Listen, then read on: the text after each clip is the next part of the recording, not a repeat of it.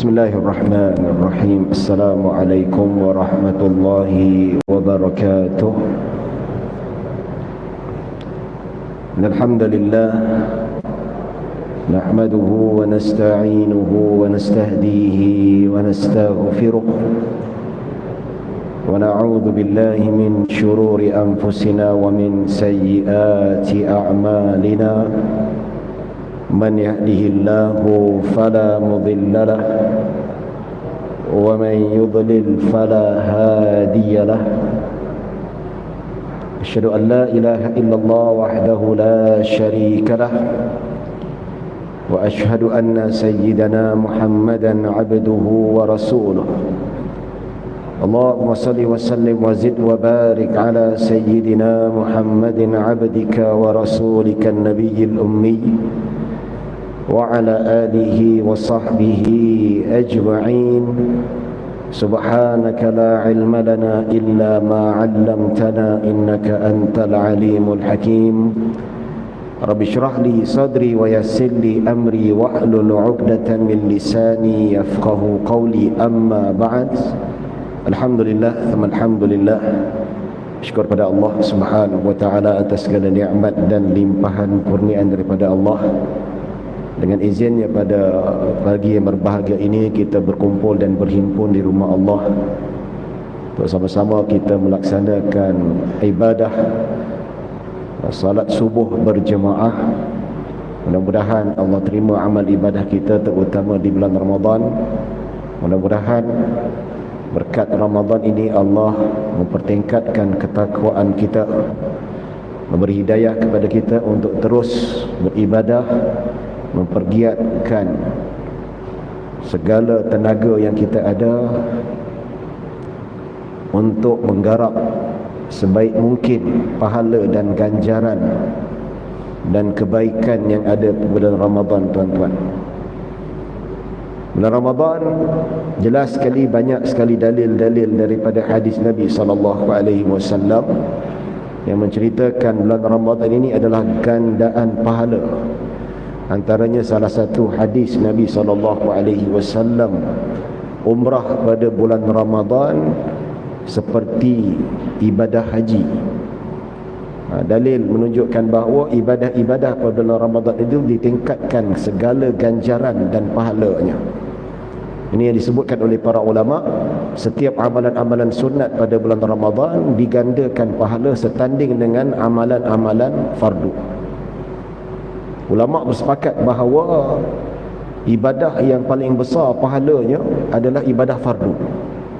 Tak kira lah apa yang wajib, selagi mana yang difardukan oleh Allah Subhanahu wa taala, itu yang paling dicintai dan paling besar dan tinggi ganjaran pahala di sisi Allah Subhanahu wa taala. Dalam hadis, "Wa ma taqarraba ilayya 'abdi mimma aftaratu 'alaihi ahabbu ilayya." Atau kama qala sallallahu alaihi wasallam. Nabi kata, orang yang dinamakan sebagai waliullah, sebelum dia mencapai satu peringkat yang Allah betul-betulkan cintakan dia, dia mendekatkan diri pada Allah Subhanahu wa taala dengan perkara-perkara yang difardukan oleh Allah Subhanahu wa taala. Dia orang yang sampai tahap nak mencapai kecintaan Allah, Allah cinta padanya dan dia cinta pada Allah Subhanahu wa taala dengan setulus-tulusnya. Dia mendekatkan diri pada Allah dengan amalan-amalan mimma faratu alaih, yang telah aku fardukan ke atasnya. Ahabbu ilayya, dan itu adalah amalan yang paling dicintai oleh Allah. Jadi amalan fardu ni, kalau kita kata dia adalah pahala yang paling besar sekali. Kalau kita bayangkan tadi salat qabliyah subuh, salatul fajri khairum minad dunya wa ma fiha, itu sunat fajar ataupun qabliyah subuh, pahalanya lebih baik daripada dunia dan seisinya. Kita kumpulkan khazanah-khazanah dunia yang ada ini, kita keluarkan, tidak ada pengecualian, maka pahala salat sunat qabliyah subuh itu lebih besar pahalanya. Itu salat sunat. Kalau salat subuh jauh lebih besar dan lebih tinggi ganjaran pahala yang dijanjikan oleh Allah Subhanahu wa taala. Jadi setiap kali apa yang kita lakukan, amalan-amalan sunat di dalam bulan Ramadan digandakan. Umrah jadi haji, salat sunat jadi salat fardu. Salat fardu digandakan lagi ganjaran-ganjaran pahala diberikan oleh Allah Subhanahu wa taala. Dalam satu hadis Nabi SAW sebut, kullu amali ibni adama yudha'afu al-hasanatu bi'ashri amthaliha ila adha'afin ila 700 dhifin. Nabi bersabda, setiap amalan anak Adam digandakan ganjarannya.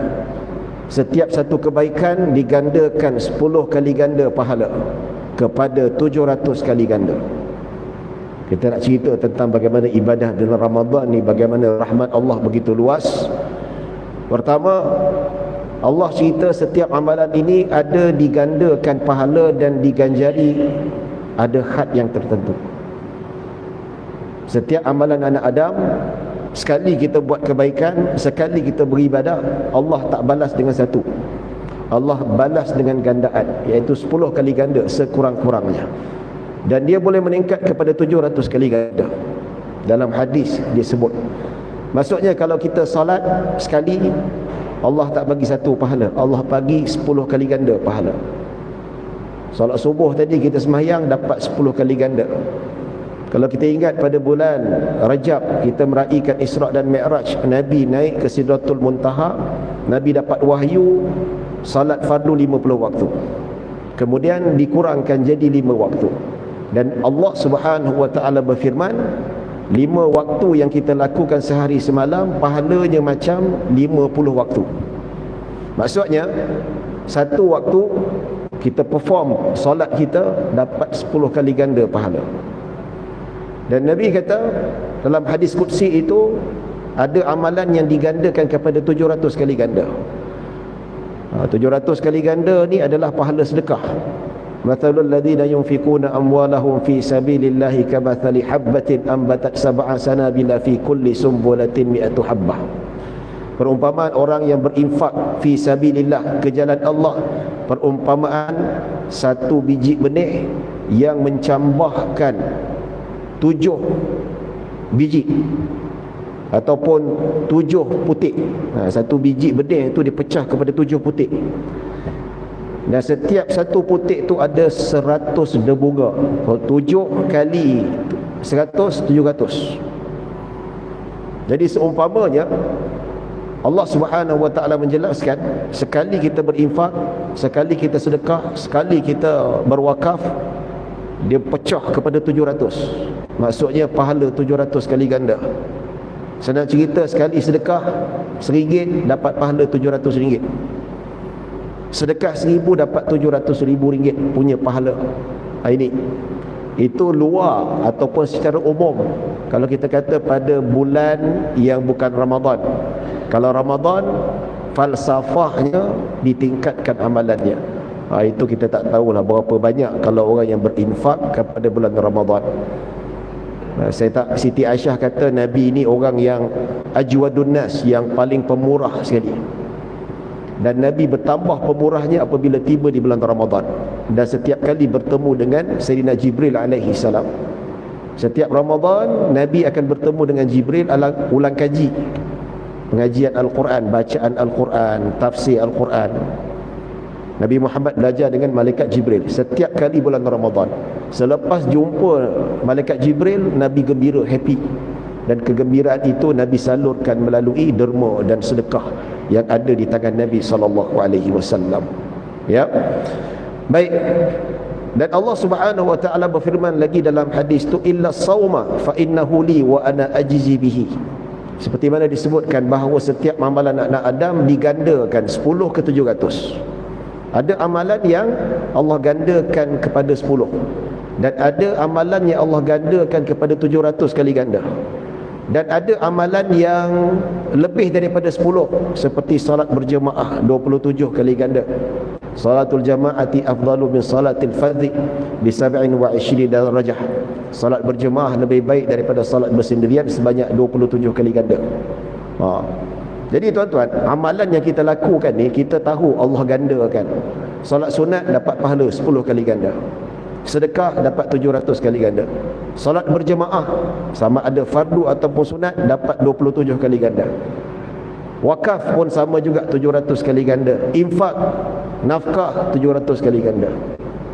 Jadi sebut saja amal-amalan soleh dekat dunia ini, Allah dah hadkan, Allah letakkan gandaan dia berapa. Baca Al-Quran satu huruf 10 kali ganda, 3 huruf 30 pahala. Jadi kita tahu hadnya. Tetapi ada satu amalan yang memang Allah rahsiakan had limitasi pahala itu, iaitu puasa. Illa saum, kecuali puasa. Fa innahu li, sesungguhnya puasa itu untukku. Sebabnya kenapa? Kalau kita sebutkan tadi, salat ada gandaannya, kita dah tahu dah berapa Allah maklumkan kepada kita. Tapi puasa dirahsiakan oleh Allah daripada pengetahuan kita.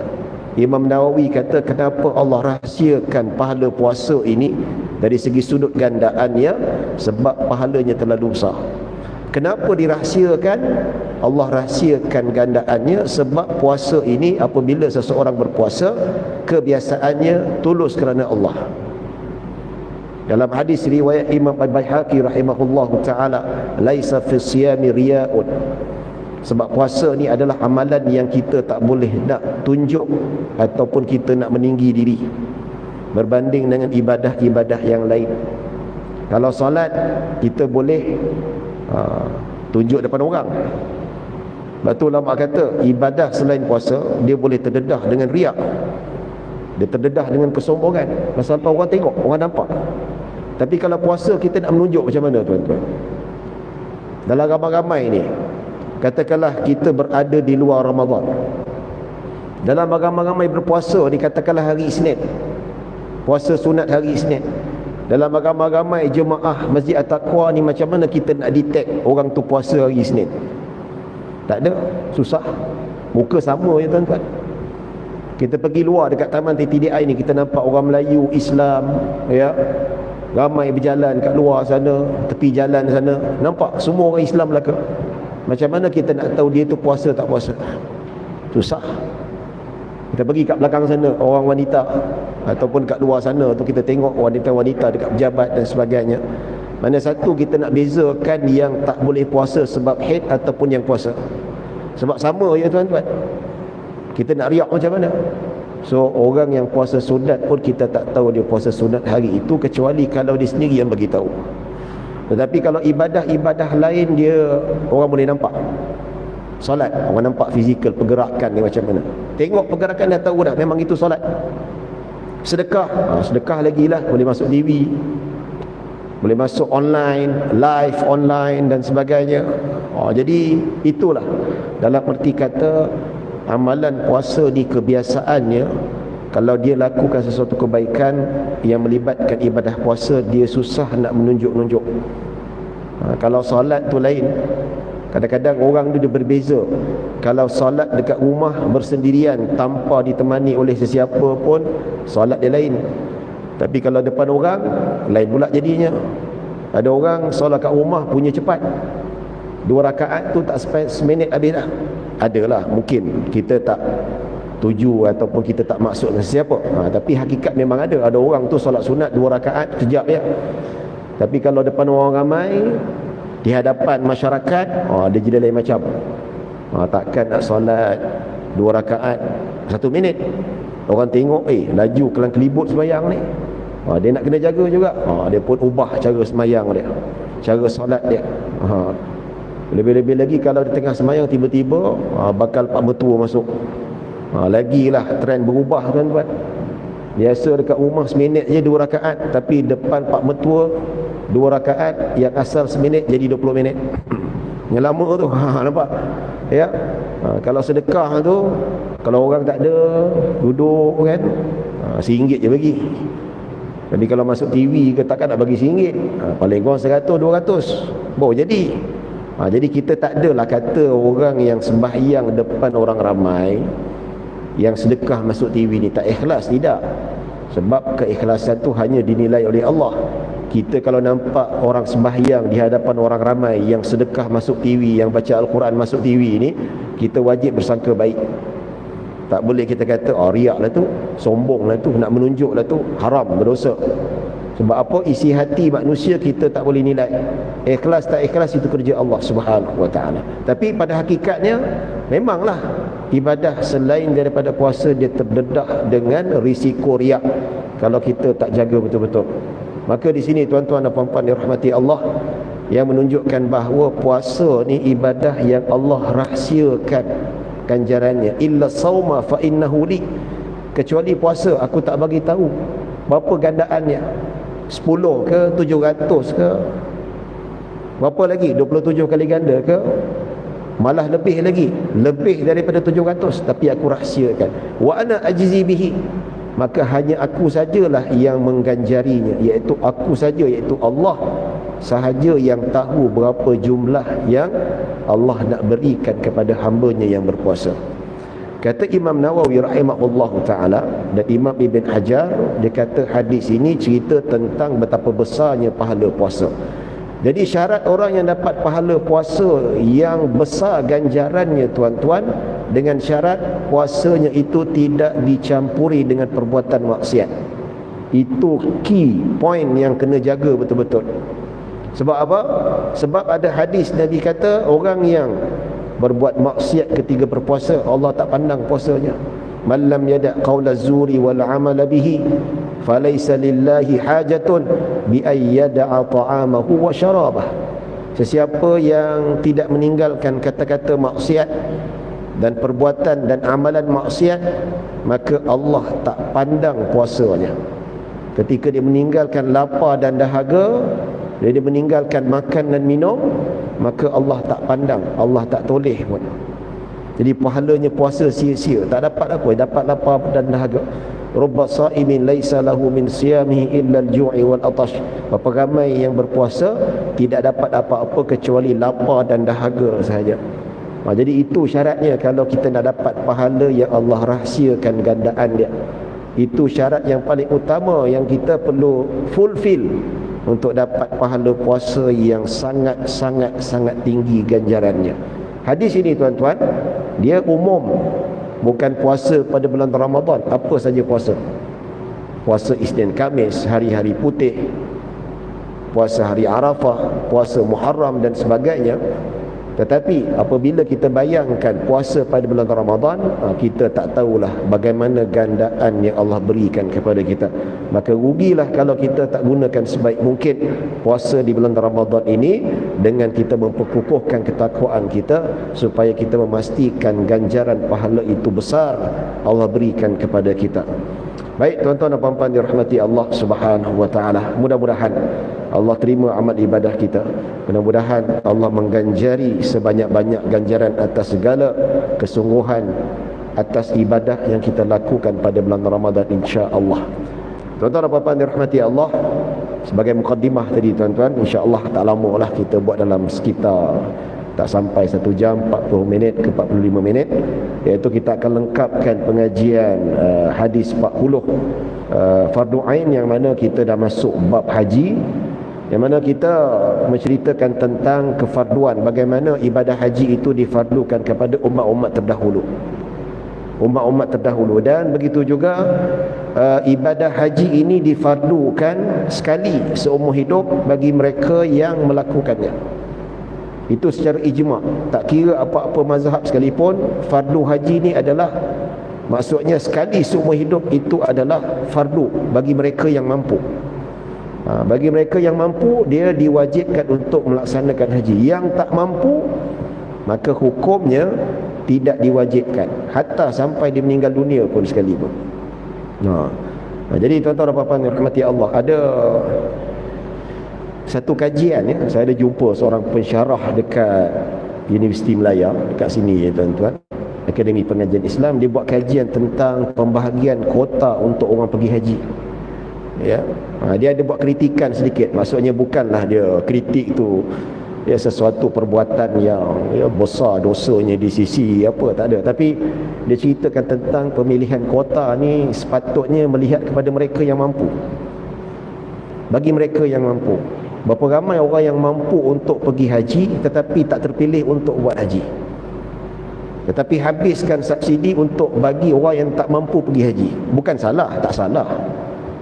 Kerajaan ataupun tabung haji gunakan duit simpanan kita ni, dilaburkan, keuntungan tu dibawa kepada subsidi untuk orang yang pergi haji, bagi mereka yang tak mampu. Ya. Tapi orang yang mampu ni tuan ramai.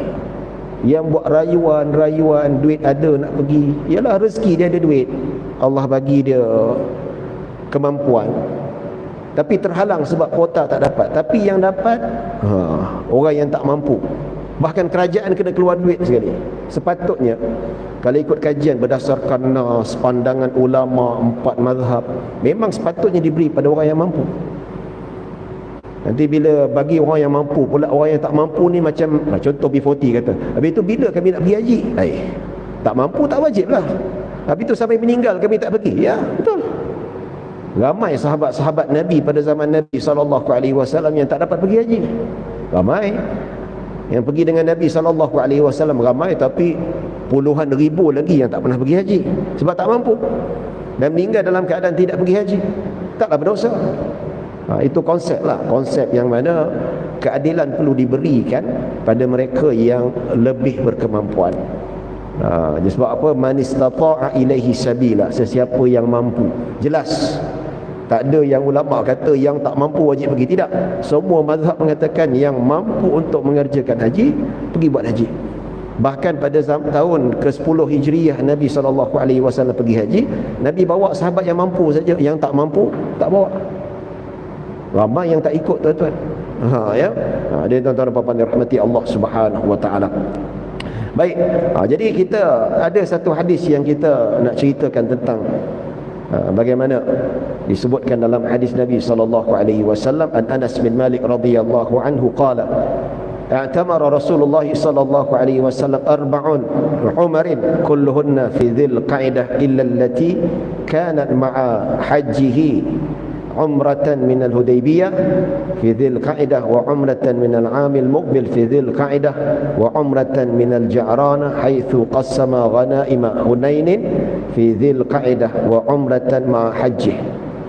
Anas bin Malik radhiyallahu anhu berkata, Rasulullah sallallahu alaihi wasallam mengerjakan umrah sebanyak 4 kali. Ya. Kesemuanya pada bulan Zulkaidah kecuali umrah baginda bersama hajinya. Baik, Nabi buat umrah 4 kali. Haji berapa kali? Nabi SAW mengerjakan haji selepas hijrah hanya sekali saja, iaitu Hajjatul Wada'. Tetapi haji yang dilakukan oleh Nabi sebelum Nabi berhijrah banyak. Bahkan sebelum Nabi dilantik sebagai Rasulullah memang banyak. Seperti mana saya sebutkan bahawa ibadah haji ni adalah ibadah klasik yang dibawa pada zaman-zaman terdahulu, semenjak, ya, ada mengatakan semenjak zaman Nabi Adam lagi. Ada pendapat mengatakan bermula pada zaman Nabi Ibrahim alaihissalam. Jadi semenjak zaman Nabi Adam sampailah Nabi yang terakhir, ibadah haji itu hidup kan. Jadi sebelum Nabi dilantik sebagai Nabi ataupun dilantik sebagai Rasulullah, jadi sebelum Nabi mencapai umur 40 tahun tu, memang Nabi tiap-tiap tahun banyak kali buat haji atas agama Nabi Ibrahim. Walaupun Nabi Ibrahim punya agama dalam masyarakat jahiliah itu tidaklah pure, tidaklah kita kata betul-betul tulen, sebab gap terlalu jauh antara Nabi Ibrahim dengan Nabi Muhammad sallallahu alaihi wasallam. Tapi saki-baki amalan dan ajaran tu ada lagi, masih diwarisi sebahagian masyarakat Quraisy yang duduk kat Mekah. Walaupun majoritinya menyembah berhala, tetapi Nabi Muhammad sallallahu alaihi wasallam bukan penyembah berhala. Dia masih lagi beragama tauhid, beriman pada Allah, beriman pada nabi-nabi terdahulu. Tetapi Nabi buat haji sebelum Nabi dilantik sebagai Nabi. Nabi melakukan haji atas syariat ataupun jalan ibadah yang dibawa oleh Nabi Ibrahim alaihissalam. Bagaimana tata caranya lebih kurang, tuan-tuan, kita lihat pada hadis yang ke-15 dalam bab hadis 40 tu diterangkan bagaimana Nabi Ibrahim alaihissalam mengerjakan haji pada ketika itu, dan Nabi ceritakan dan Nabi ikut perjalanan yang dibawa oleh Nabi Ibrahim alaihissalam. Jadi banyak sekali. Dan antara haji Nabi yang paling masyhur sebelum Nabi berhijrah iaitu 2-3 tahun sebelum Nabi berhijrah. Itu bermulanya rentetan kejayaan dakwah Nabi di Madinah, iaitu berlakunya perjanjian Aqabah ataupun Bai'atul Aqabah Ula yang pertama. Pada tahun ke-13 sekali lagi Bai'ah kedua. Yang pertama pada tahun 12 kenabian Nabi, Nabi buat haji di Mina. Nabi bertemu dengan 6 orang kaum Ansar. Di situlah mereka berbaiat kepada Nabi SAW dan mereka beriman dan mereka masuk Islam. Mereka balik dan mereka sebarkan Islam dekat Madinah sebelum Nabi sampai ke hijrah ke Madinah. Dan tahun ke-13 datang 70 orang kaum Ansar pergi buat haji ketika itu sebelum Nabi berhijrah, dan mereka semuanya masuk Islam dan berbaiat kepada Nabi SAW, iaitu janji taat setia dan tidak akan berpaling daripada Nabi SAW. Jadi 60 ke 70 orang sahabat pada tahun ke-13 hijrah sebelum Nabi berhijrah ke Madinah, 60 orang mereka masuk Islam ketika bertemu dengan Nabi dekat Mina. Mina tu salah satu amalan wajib haji yang dilakukan. Ketika melakukan wajib haji itu, Nabi bertemu dengan kaum Ansar, Nabi berdakwah dan mereka masuk Islam, dan mereka balik ke Madinah dan mereka sebarkan Islam. Maka ketika Nabi berhijrah ke Madinah ketika itu, Islam sudah mula start kuat dan mula ramai masuk Islam. Situlah Nabi diterima oleh penduduk Yasrib ketika itu. Baik, apakah umrah yang dilakukan oleh Nabi SAW? Disebutkan dalam hadis ini, iaitu pertama umrah daripada Hudaibiyah, daripada Zulkaidah, iaitu umrah yang pertama lebih kurang pada tahun ke-6 hijrah. Nabi cuba membawa para sahabat untuk melakukan umrah. Apabila sampai ke tempat pintu masuk yang biasa ni tuan-tuan, maka Nabi dihalang. Nabi dapat berita tentera Khalid bin Al-Walid, iaitu sahabat Nabi yang sebelum dia masuk Islam. Khalid Al-Walid sebelum masuk Islam dia sangat bermusuh Islam. Jadi pada tahun yang ke-6 hijrah itu tuan-tuan, Nabi pergi buat umrah tapi tak berjaya, dihalang. Maka Nabi lencongkan perjalanan pergi ke belah sana, belah Hudaibiyah, nak masuk ke Mekah melalui pintu yang lain. Jadi bila Khalid bin Al-Walid dapat tahu Nabi SAW melencong daripada pintu yang lain, tak masuk melalui pintu utama Mekah ketika itu, maka Khalid bin Al-Walid pun pergi ke arah Hudaibiyah, tetap nak menghalang Nabi SAW daripada masuk ke dalam Mekah itu sendiri. Jadi berlakulah perjanjian Hudaibiyah, yang mana Sayyidina Uthman sebagai wakil umat Islam ketika itu untuk berunding damai dengan kafir Quraisy. Beberapa hari Sayyidina Osman ditahan sehingga menyebabkan para sahabat marah. Mereka nak berperang sehingga mereka lepaskan Sayyidina Osman kembali. Dalam perjanjian itu berlaku bahawa Nabi SAW pada tahun itu tidak boleh melaksanakan ibadah haji, tak boleh. Jadi di Hudaibiyah, biasa kalau kita pergi umrah Hudaibiyah, di situlah perjanjian Hudaibiyah berlaku. Dan Nabi SAW dan para sahabat tak boleh melaksanakan ibadah haji. Jadi apa mereka buat? Maka bertahallul dengan sembelih seekor kambing. Jadi itulah tuan-tuan, kalau kita pergi buat haji dan umrah tiba-tiba terhalang, macam mana nak tahallulnya? Dia tak boleh tahallul macam tu saja. Dia kena sembelih, cari seekor kambing, sembelih, lepas tu cukur ataupun gunting, maka tahallul. Selagi tak buat benda tu tuan-tuan, maka dia akan dikira sebagai orang yang masih lagi dalam ihram. Kalau dalam ihram banyaklah pantang larang dia.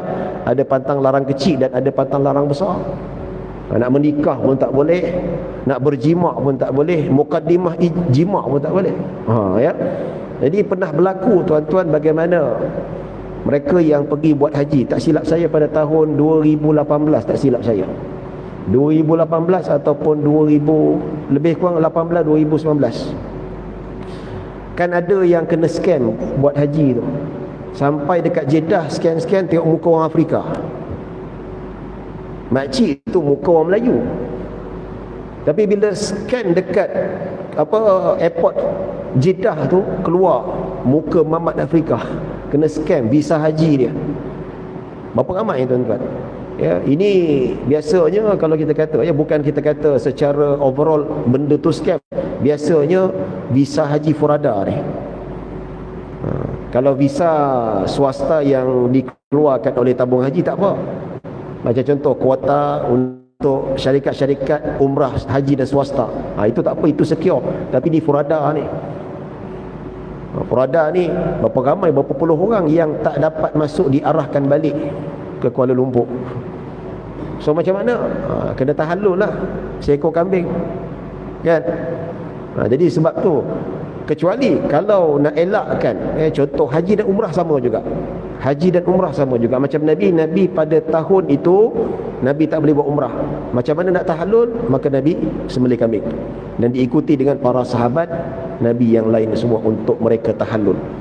Jadi kadang-kadang bila kita lihat, macam contoh ya, saya bawa jemaah pergi umrah ni, ada wanita ni, kalau wanita saya memang bagi nasihat lah. Kalau wanita ni, okey, kalau yang wanita kalau pergi umrah, kita letak niat bersyarat. Niat bersyarat maksudnya kita nak buat haji umrah, tetapi kalau ada halangan yang menghalang aku untuk melaksanakan umrah, maka aku menjadi tahallul.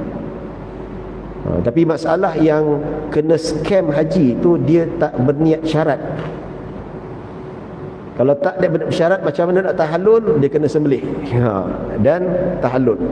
Tapi kalau yang berniat syarat, ya, aku mengerjakan haji ataupun umrah kerana Allah Ta'ala, jikalau aku terhalang untuk melaksanakan ibadah ini, maka aku menjadi halal. Jadi katakanlah macam orang perempuan, dia pergi umrah, jalan-jalan siapa sampai dalam kapal terbang tu, ataupun sebelum nak pergi umrah tu, tiba-tiba darah haid keluar pula. Darah haid keluar. Kalau dalam mazhab Syafi'i tak boleh nak tawaf, sebab apa? Itu rukun utama. Kalau sa'i boleh dalam keadaan haid, tapi tawaf tak boleh dalam mazhab Syafi'i. Jumhur ulama tak boleh sama sekali. Jadi nak tunggu habis darah tu bila? Berapa hari je kat Mekah tu. Jadi apabila dia diet bersyarat, maka automatik terhalang untuk melakukan ibadah umrah, automatik dia menjadi halal. Tak perlu nak sedekah kambing ataupun sembelih kambing. Ya. Baik. Jadi umrah Hudaibiyah Nabi tak masuk, Nabi sembelih untuk tahallul. Ya. Wa umratan minal 'amil muqbil fi zil qaidah. Pada tahun seterusnya, ya, pada tahun yang seterusnya, Nabi buat umrah qada pula. Nabi melakukan umrah qada juga pada bulan Zulkaidah. Baik. Wa umratan minal Ji'ranah haitsu qassama ghanaima Hunain fi Zulkaidah. Dan umrah yang ketiga, iaitu umrah yang Nabi lakukan miqat daripada Ji'ranah. Ini tempat yang masyhur. Biasa kalau kita tengok miqat untuk kita berihram ni, yang paling masyhur kalau paling dekat Mekah tu Tan'im lah. Tan'im itu miqat Siti Aisyah. Yang Nabi perintahkan Abu Bakrah bawa Siti Aisyah pergi ihram dekat Tan'im, dekat Hudaibiyah, sebab Nabi ketika perjanjian Hudaibiyah. Dan Ji'ranah iaitu ketika perang Hunain. Selepas peperangan Hunain, Nabi balik menang. Ketika mana perang Hunain ini, ada sekelompok kafir Quraisy, mereka nak langgar genjatan senjata. Maka Nabi serang-serang mereka supaya mereka tidak dapat mematahkan tentera Islam ketika itu. Balik perang Hunain, Nabi singgah dekat Ji'ranah. Selepas Nabi membahagi-bahagikan harta rampasan, Nabi pun buat umrah dengan para sahabat dekat situ. Jadi inilah tempat yang miqat untuk umrah bagi orang ahli Mekah. Mereka yang duduk dekat Mekah, kemudian dia nak buat umrah, dia kena keluar ke tanah halal untuk berihram, barulah boleh dia lakukan ibadah umrah. Jadi ada satu case isu yang dibawa, ya, yang agak kecoh juga lah baru-baru ini. Zaman sekarang ni tuan-tuan, dulu kalau kita nak pergi umrah, kita kena pakai visa umrah. Dan bila pakai visa umrah ni, dia kena melalui agensi, travel agency. Dia tak boleh pergi sendiri. Dan sekarang ni ada umrah DIY. Dia boleh tempah sendiri, tempah tiket sendiri, boleh tempah hotel sendiri. Sendirilah, tak ikut travel agency. Dulu tak boleh. Dulu, zaman dulu, kerajaan Arab Saudi menetapkan nak pergi umrah kena ikut travel agency yang mendaftar. Kena ada mutawif dan sebagainya. Tapi zaman sekarang tak wajib lagi dah. Tuan-tuan boleh daftar sendiri. Biasa kalau kita pergi umrah haji 8-9 ribu, tapi kalau DIY katanya lebih murah. Memang betul pun, mungkin dalam 4-5 ribu seorang. Jadi orang ni nak pergi haji dan umrah, orang-orang muda ni kebanyakannya sekarang ni buat DIY. Dia tak nak ikut travel agency sebab lebih murah, menjimatkan. Tidak terikat. Tapi masalahnya mereka yang buat DIY ni first time, dan pergi buat umrah tu tak ada ilmu. Dan kecoh dekat internet, berapa ramai yang pergi buat umrah, dia pergi masuk dekat Jeddah dan terus pergi Mekah dalam keadaan tidak memakai ihram. Dan benda ni saya pernah jumpa, tuan-tuan, satu jemaah Indonesia memang pelik lah, tuan-tuan. Dia tak ada jabatan agama, dia tak ada tabung haji yang betul-betul sistematik dan teratur. Jadi kadang-kadang mereka pun tidak diajar dengan cara yang betul. Dan sekali tu ada jumpa jemaah Indonesia ni, sebab kami naik kapal terbang sama-sama, kapal terbang yang sama nak pergi ke Jeddah, Jeddah nak pergi ke Mekah.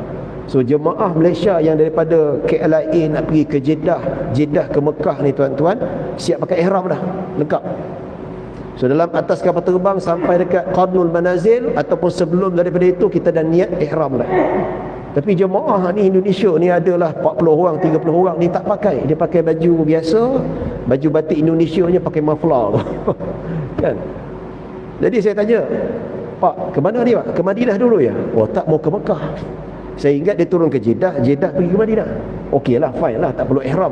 Nanti dia nak pergi buat umrah daripada Madinah pergi ke Bir Ali, kat situ dia ihram. Kata, "Tak. Ke mana, Pak?" "Oh, ke Mekah." Ya. Oh, jadi kenapa tak pakai ihram? Saya ingat dia masuk sana tak nak buat umrah lah. Ada orang dia masuk ke Mekah, dia tak nak buat umrah, dia nak beribadah saja, dia nak iktikaf dekat Masjidil Haram. Boleh, dalam mazhab Syafi'i boleh. Dia kata tak mau buat umrah. Kata, "Bila ihramnya?" "Oh, nanti ihramnya nanti bila sampai di hotel. Daripada hotel nanti kami akan pergi ke Tan'im, dekat situ kami ihram, dan di situlah nanti kami akan berumrah." Dia kata pelik betul lah. Tan'im ni ataupun Ji'ranah ataupun Hudaibiyah itu adalah miqat umrah untuk ahli Mekah, orang yang duduk Mekah.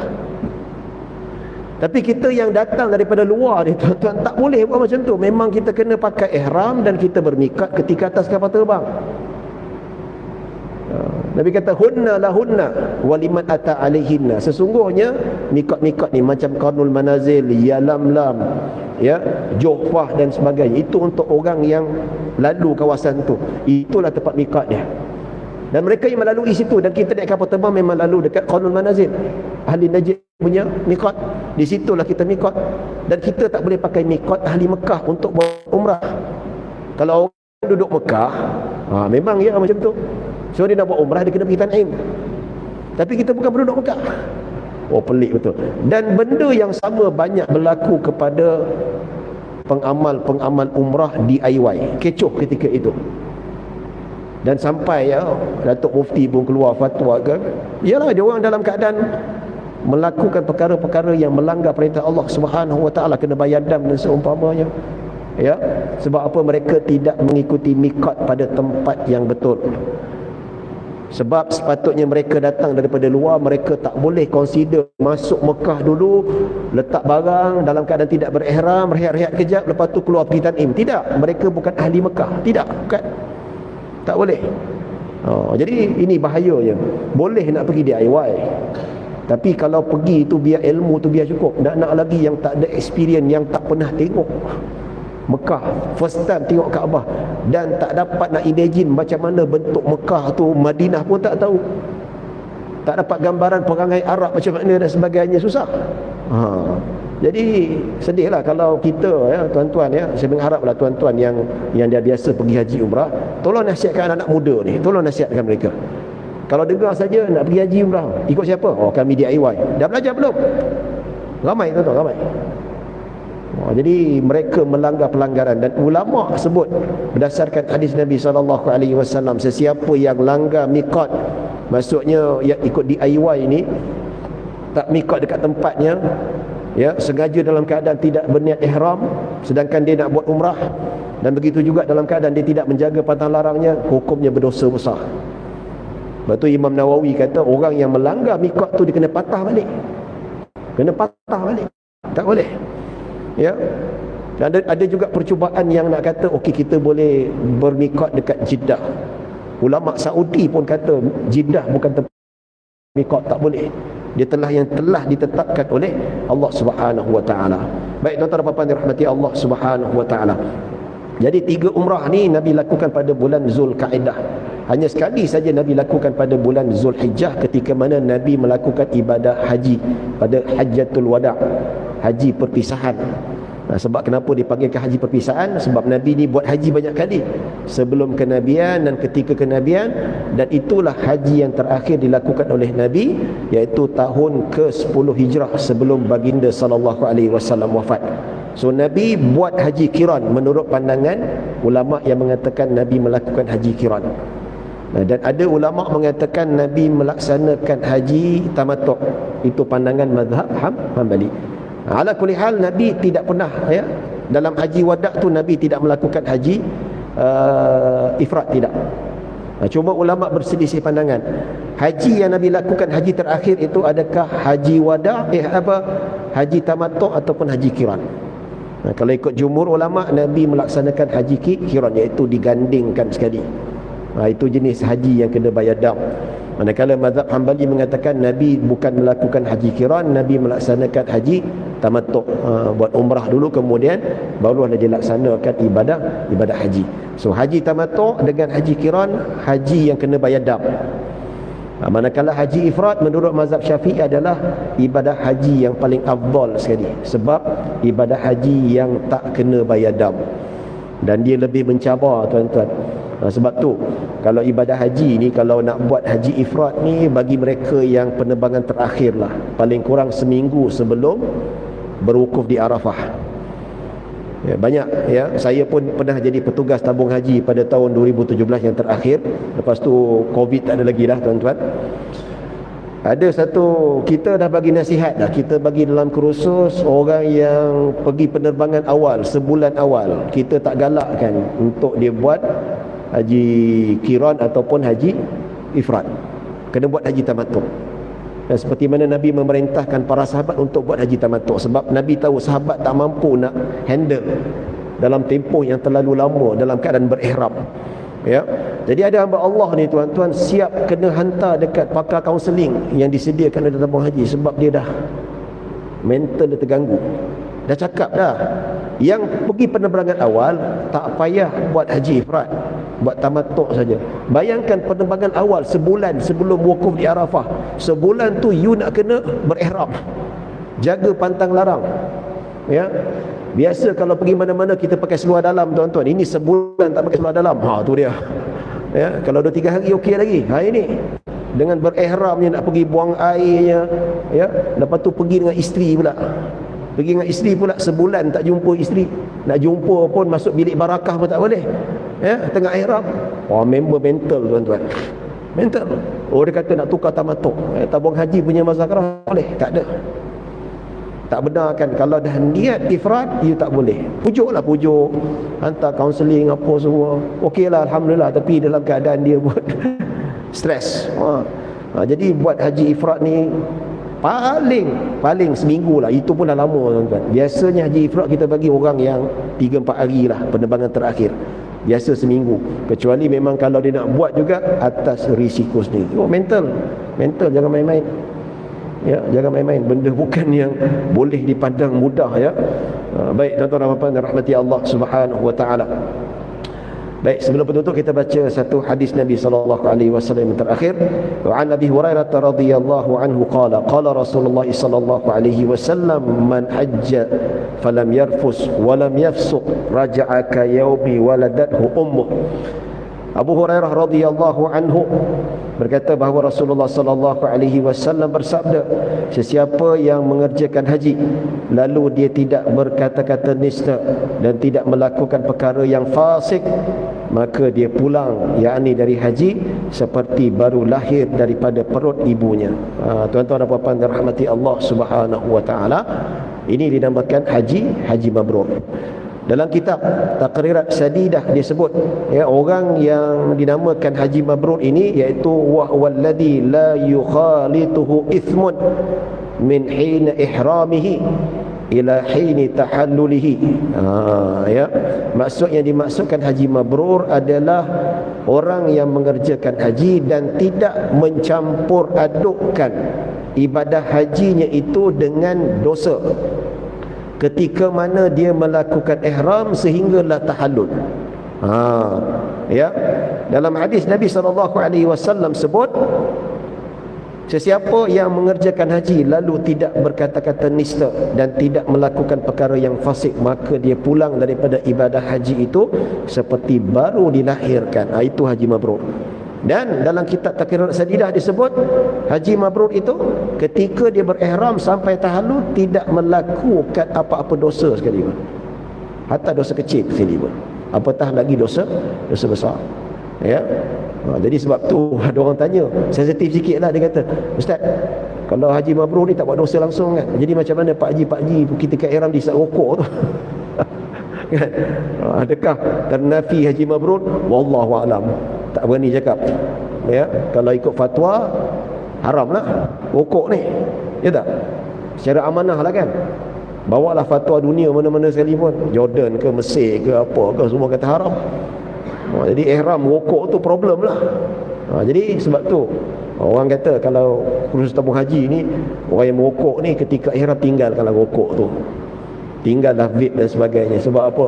Takut-takut perbuatan itu, walaupun rokok tu dosa kecil tuan-tuan, tidak sampai kepada dosa besar, tetapi perbuatan itu dikira kita mencampurkan perbuatan dosa itu ketika melakukan ihram. Takut-takut dosa kecil itulah penghalang untuk kita mendapat haji yang mabrur.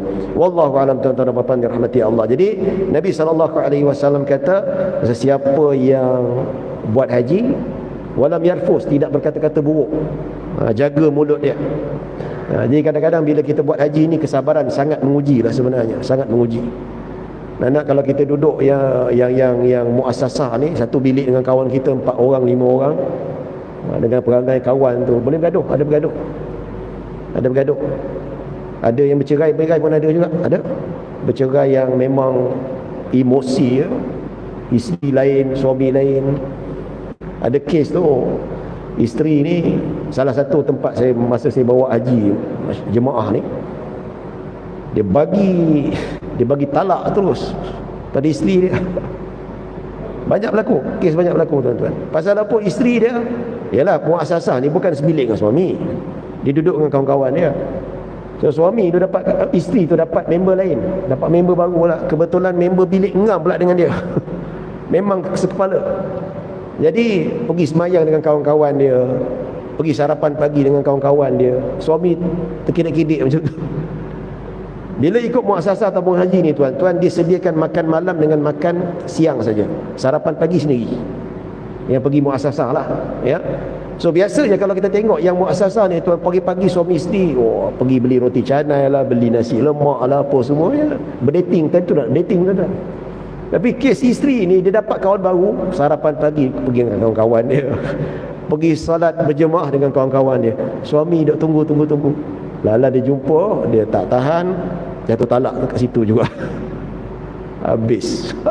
Ya, tak tahulah talak 3 ke apa. Kalau talak 1 boleh rujuk lah.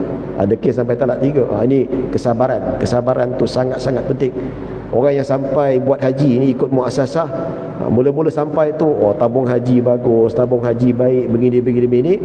Bila saat yang paling krusial yang menguji kesabaran seseorang, bila sampai dekat Masyair, bila sampai dekat Arafah. Yang paling krusial bila sampai dekat Mina tuan-tuan. Arafah okey lagi, ya. Sampai dekat Muzdalifah, bermalam di Muzdalifah tu tuan-tuan, itu lagi, bermalam atap tak ada, bilik air berebut, bilik air kecil kongsi beribu-ribu. Tu dia. Lepas tu dekat Mina ni tuan-tuan, 2 malam 3 malam, siapa buat nafar awal 2 malam ataupun nafar sani. Ini yang tidur dekat Mina ni tuan-tuan, tak boleh tidur kena mengirim, sempit, tempat tak cukup. Time tu lah semua duk pakat tabung haji, duk maki tabung haji. Ya, ramai. Tabung haji tak boleh buat apa-apa tuan-tuan. Yang sediakan tempat penempatan tu adalah muassasah dekat Arab Saudi. Tabung haji ikut saja. Tapi sebab orang ni diuji dengan kesabaran, diuji dengan perkara-perkara macam ni, mula-mula sampai tu cantik sedap, duduk hotel okey, semua sedia makan. Tapi bila sampai kat Mina, duk maki tabung haji lah, tabung haji tak jalankan tugas. Dah lah kau pergi subsidi, dah lah kau pergi haji tu subsidi 60%, bukan 50%, 60%. Bukan kau bayar penuh pun. Lepas tu dapat tempat sempit, bising dan sebagainya, duk maki tabung haji. Betul, ramai. Ini silap lah, sayang lah. Dah lah pergi free, separuh free lah. Lepas tu tak dapat haji mabrur, mulut tak jaga, bahaya.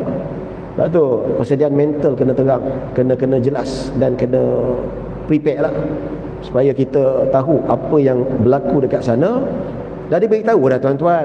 Mula-mula sampai okey kat hotel, okey cantik, kat Madinah okey, dekat Mekah okey. Nanti bila start hari Arafah tu, dah bagi tahu tuan-tuan akan menghadapi cabaran, tempat sempit, tandas berebut. Bayangkan pukul 3 pagi nak mandi subuh tu, beratur panjang dah. Takkan nak beratur pukul 1 pagi. Ya tak? Tak ada. Memang cabaran lah, memang kena buat botol lah, kena buat botol. Supaya orang perempuan pun dia kena bawa satu bekas yang jual dekat YouTube tu, dekat Shopee tu, apa nama dia, Shiwi. Shiwi ni tempat orang perempuan untuk tekapkan tempat tu dekat kemaluannya, nanti dia boleh kencing, boleh salur masuk dalam botol. Sebab apa? Nak tunggu tadan memang penuh tuan-tuan. Kalau nak selesa kena bayar yang package punya lah, yang 100,000 punya ke 80,000, itu selesa lah tuan-tuan. Itu baik beli kereta. Ya, tapi kalau orang ada duit, okey, tak ada masalah. Memang dia kaya kan, ada rezeki dia. Ya, wallahu alam tuan-tuan dan puan-puan dirahmati Allah Subhanahu wa taala. Baik, setakat itu saja tuan-tuan yang dapat saya sampaikan. Insya-Allah ada rezeki kita sambung lagi, ya, pengajian yang akan datang. Jadi saya mohon maaf kalau ada salah silap, kalau ada kekurangan. Yang baik hanya daripada Allah Subhanahu wa taala, kekurangan kesilapan daripada diri saya sendiri. Aku qawli hadza wa astaghfirullahal azim li wa lakum wa lisairil muslimin wal muslimat wal mu'minin wal mu'minat. Bismillahirrahmanirrahim. Allahumma ja'al jam'ana hadza jam'an marhuma, tafarruqana min ba'di tafarruqan ma'suma. Allahumma la tada' fi maqamina hadha dhanban illa ghafartah, wal hamman illa farajtah, wa la maridan illa shafaitah, wa la hajata min hawaijid dunya wal akhirati illa qadaitaha ya rabbal alamin. Sallallahu ala sayyidina Muhammadin wa ala alihi wa sahbihi wa baraka wa sallam. Alhamdulillahi rabbil alamin. Assalamualaikum warahmatullahi wabarakatuh.